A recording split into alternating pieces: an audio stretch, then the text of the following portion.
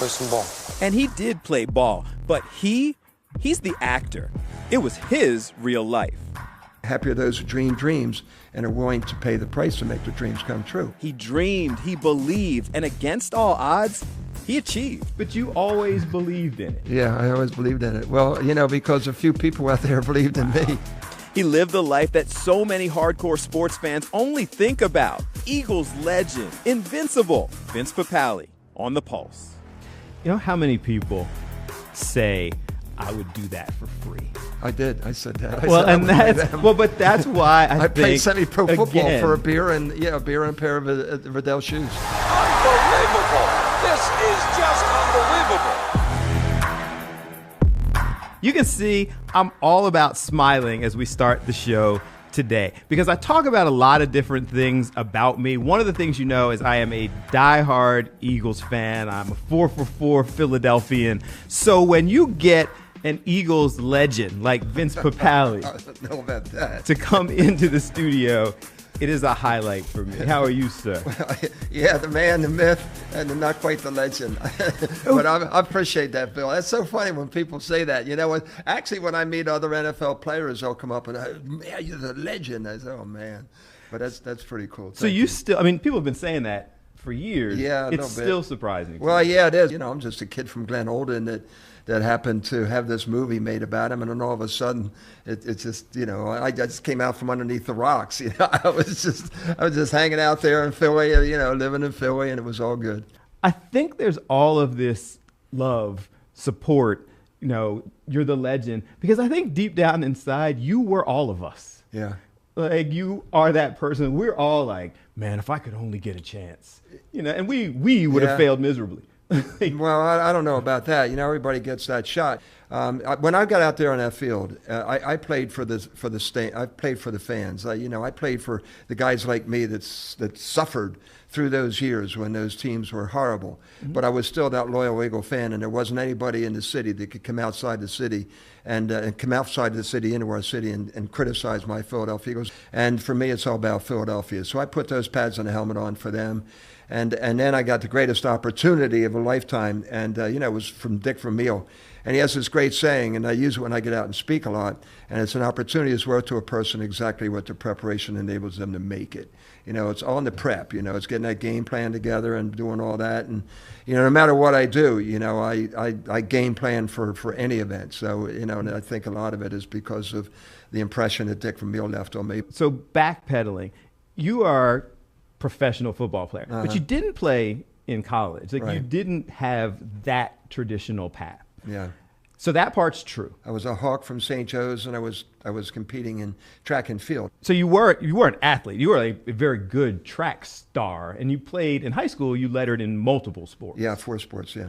Okay. So the whole you're just a rec league football player was probably a little overstated. You were a high caliber athlete. It isn't biography, and they'll take liberties, but they got to make it play, and they treated it very well the way I looked at it. And I think they did a great job. Yeah. Everybody loves the movie. Yeah, who am I to criticize and doubt Walt Disney's pictures, Buena Vista Pictures? It was phenomenal. So you were playing like rough touch football, and you were a season ticket holder. So you were in the stands like us. Yeah, I was a season ticket holder. Actually, from my junior year in college at St. Joe's, I had season tickets with those guys in the movie. So it was just an open tryout. Yeah, it was an open tryout. Tell us how this happened. Well, it was pretty cool. Actually, I just come off what they didn't mention. I think what they wanted to do, Bill, is to make sure that they create a little bit more drama. They had me as a part-time bartender and a substitute teacher. In reality, I had been teaching at Interboro for 6 years. I was the head track coach, assistant football coach.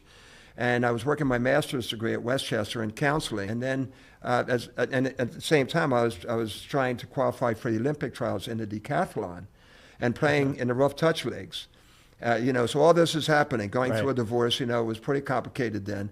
And at any rate, Coach Vermeil came in and had that tryout. So what I did is I took a leave of absence from Interboro High School, and I tried out. I tried out for the team. I wound up making it after five or six tryouts. And I went, and actually I started.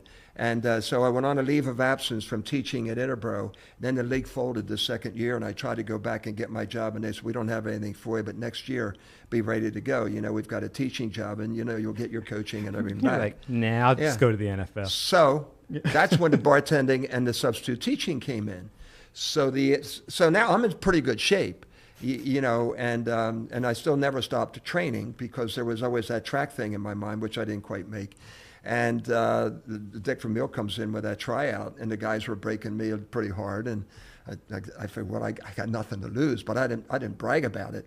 But I went to my high school coach, who was my mentor, Coach Corner, who was my high school coach in track and football. I said to guys that everybody's breaking me pretty hard. It's too risky. You don't have the right skills. You're a season ticket holder. You didn't play college football. And he gave me this great quote and said, "Happy are those who dream dreams and are willing to pay the price to make their dreams come true." So my dream was to be a Philadelphia Eagle. My idol was Tommy McDonald. Yeah. Was I willing to pay the price? Well, I felt, I'm 29. I've already paid the price. And what do I have to lose? I have nothing to lose. Coming up next, how Eagles coach Dick Vermeil inspired Vince Papale to step up or get cut. He said, I'll give you a couple of 3 weeks. He said, get your act together. Started hitting everybody that had a different color jersey on. And then it was that first preseason game. Papale's at the 40, the 30, the 20, the 10. That's it. Unbelievable. Your life is a movie, and it's a movie we've all seen. But if it wasn't, you're telling these stories, and I would sit back and go, wow, your life should be a movie. Like, this is... So you just kept going. When you go out for that trial, and you're getting inspiration, and people are ribbing you, but you've got a handful of people who have your back and supporting you. Did you believe you could make the team? I did. When I signed that $21,000 contract, after the tryout, I was told to go up to the general manager's office, and I walked past Dick Vermeil's office, and that was a great workout, Vinny. He says, you look good out there today. Like, Coach Vermeil knew my name. I had 3 months to train. At Veterans Stadium. So I was able to use, so that's where the part-time bartending and the substitute teaching came in. I could go and train on demand.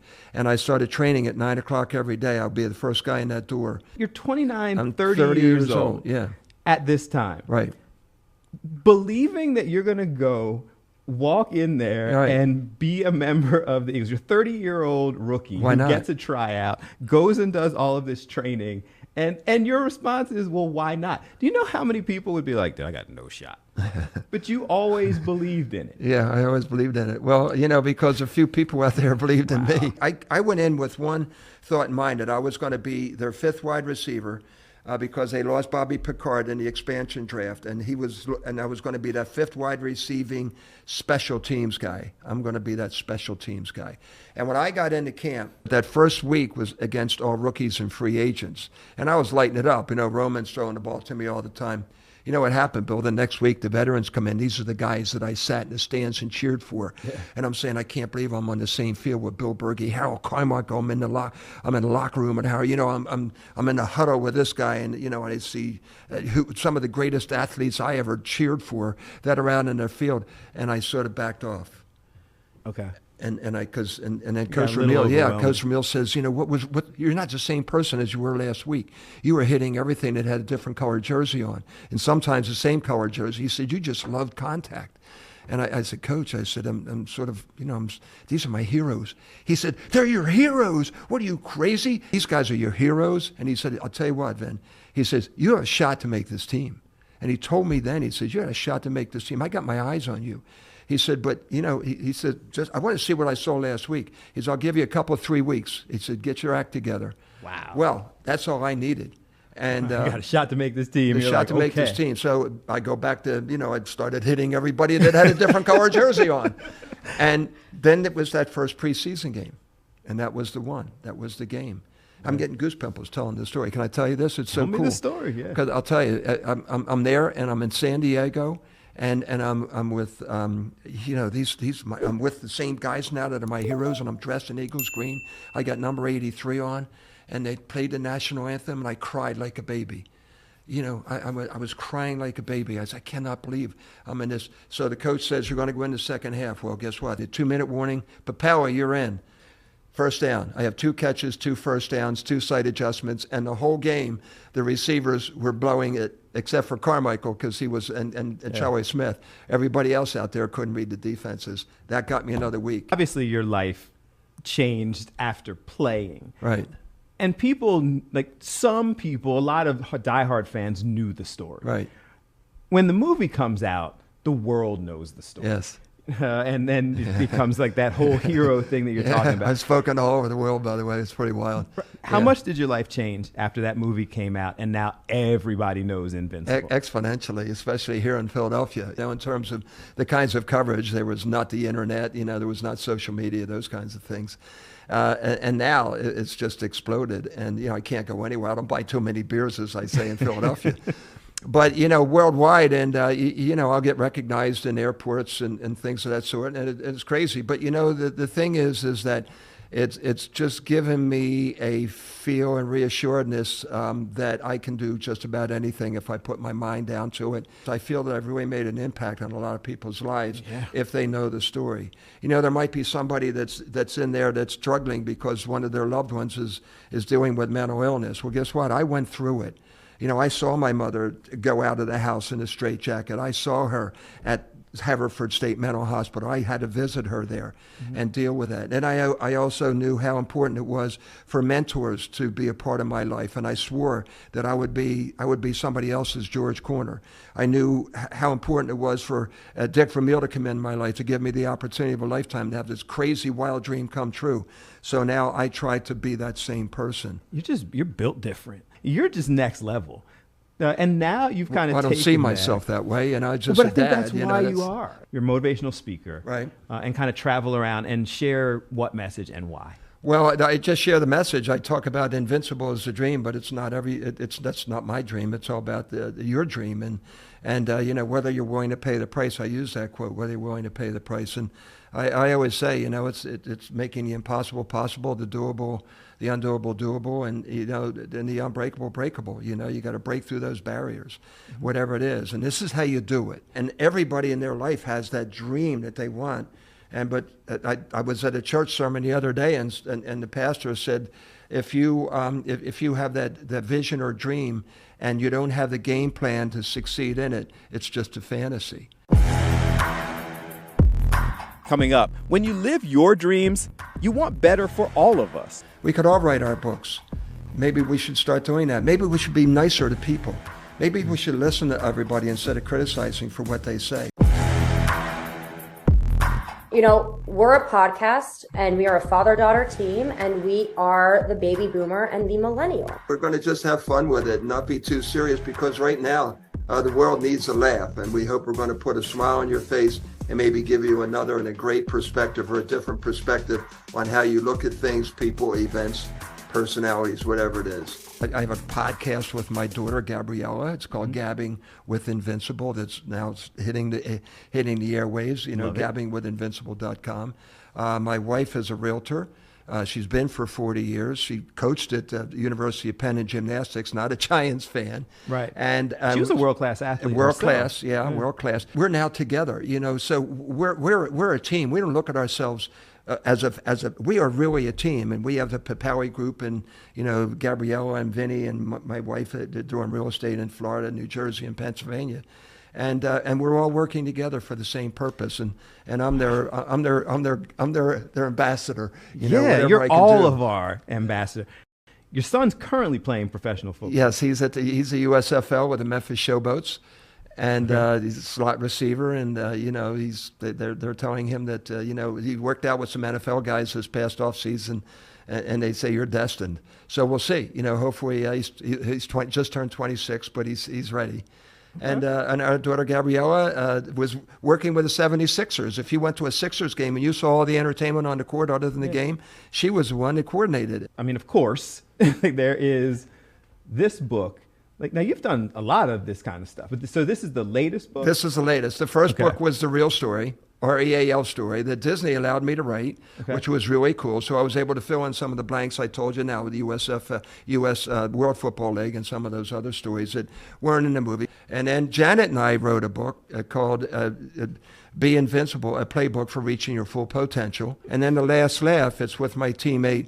Bless you, Dennis. I love you. And I lost Dennis a year and a half ago. And Dennis and I wrote that book. He was too small to be in the NFL, and I was too old. And there's this great picture that's in the Pro Football Hall of Fame of us hugging each other after a big play. I made the hit against the Redskins. He recovered the fumble, and we're in the sideline just yucking it up, and it won an award, and it wound up in the Hall of Fame. So Brian Westbrook came in, and it's interesting because a lot of this, the motivation you're talking about, Brian Westbrook told all of us sitting there that his entire career, he just wrote a book, a children's book for inspiration.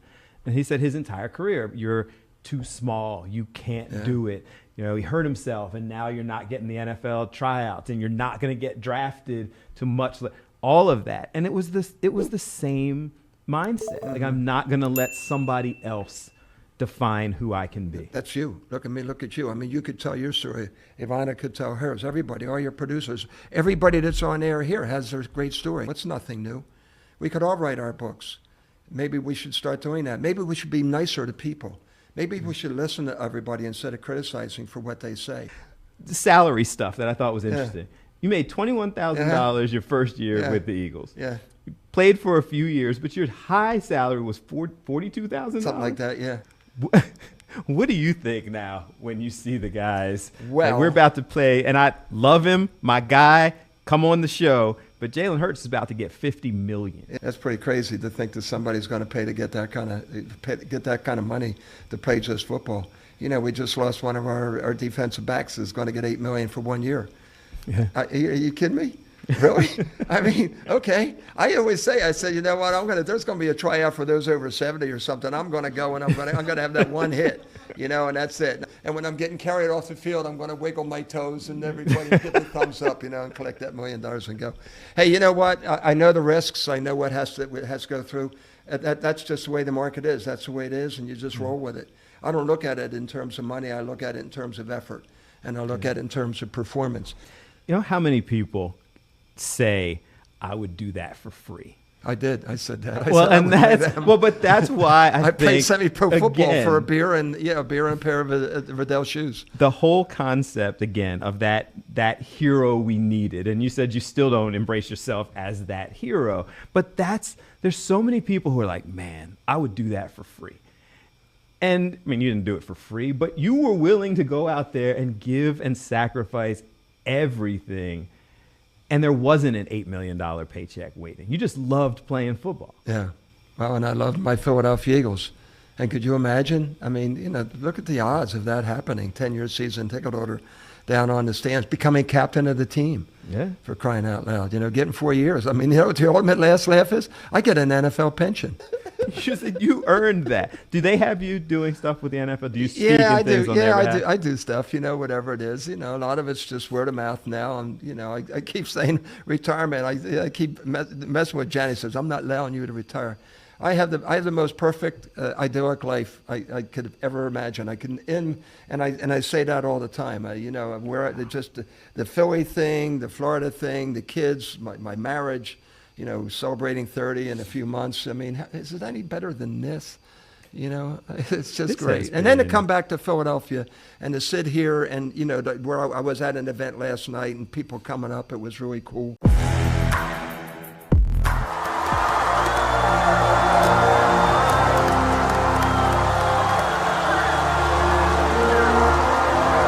We always end our show with the concept of use your voice for good. Mm-hmm. We wanted to do a show that allowed people the opportunity to do that. There's enough of the negative stuff going on out there.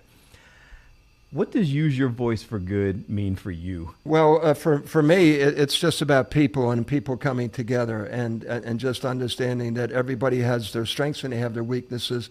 But you know what? We are human. And I think we should just all love each other. That's the way I look at it. And I would just say that just a lot more kindness and understanding And I think this would be a beautiful place. It's still a beautiful place, man. And I'm the luckiest guy in the world, and I think it's because of having a positive attitude and embracing everybody. Sometimes they're going to take advantage of you, but hey, listen, I'll take that shot. I'm used to taking risks. Only one other person I have done this with. I was online trying to get a jersey sent here immediately because I wanted you to sign it. Our producer, Ivana, asked you about your jersey, and you showed up with the jersey today. Yeah, but thank God I had one in Philly. I appreciate it. People, you can get these actually. A lot, the book, some of the pictures, the jersey. You've got a website. Yeah, VincePapale.com. And if you want to connect with him, he comes around and speaks. But will you sign this for me? I'd be glad to sign and be honored. I'm like a kid sitting here smiling. I have a tendency to misspell Invincible. Every now and then, I have to admit it, some of the shows are just about me being a fan. And spending some time with Vince Papale, hearing his whole Philadelphia story, how he's overcoming obstacles, he never quit. I love that. He's truly invincible. And I hope you enjoyed hearing his story as well. Remember that you can hear the whole podcast, and I will tell you there is a lot to hear in this week's podcast. So go subscribe any place where you get your podcasts, and you can listen to the entire thing. Also, check out YouTube. There's a lot of episodes there that you may not have seen that I believe that you will enjoy. I leave you as I always do, reminding you whenever you can, use your voice for good and have a good one.